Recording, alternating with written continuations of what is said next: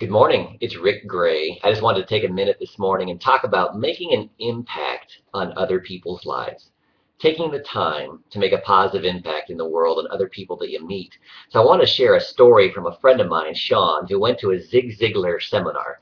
Now, those of you that know me know I love Zig Ziglar. I adored him. He just recently passed away, but he was a major influence on my sales career and on my life.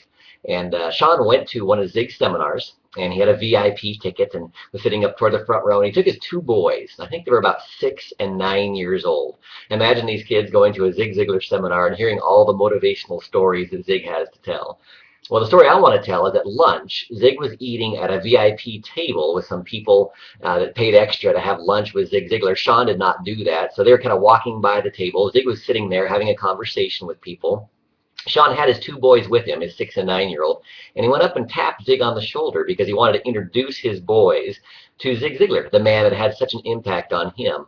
Now, interesting story. He tapped Zig on the shoulder and said, "Hey, I'd like to introduce you to my boys. We really appreciate your seminar." And here's what Zig Ziglar did. Think about this for a minute. Most people, and probably including myself at the time, would have probably turned around, looked over my shoulder, and says, "Oh, hi, boys. Nice to meet you. I'm Zig." And then gone back to lunch, gone back to the conversation he had with his VIPs. But that's not what Zig did. He actually got up, turned his chair 180 degrees, facing away from the table now, sat down, and really looked at the boys. He picked up each boy, turned them around, looked behind the ears, kind of held them in his hands for a second, looked them over really thoroughly, and then he said, "You know what? I knew it." And I said, Sean looks at him and says, "What?" He says, "I can spot them every time. These boys are winners." Just think about the impact that made on those kids. Here's a few months later now, after Zig says these boys are winners. One of the boys is on a football team and a Pee Wee League team, and they get beat like 36-0 from the other team, just annihilated.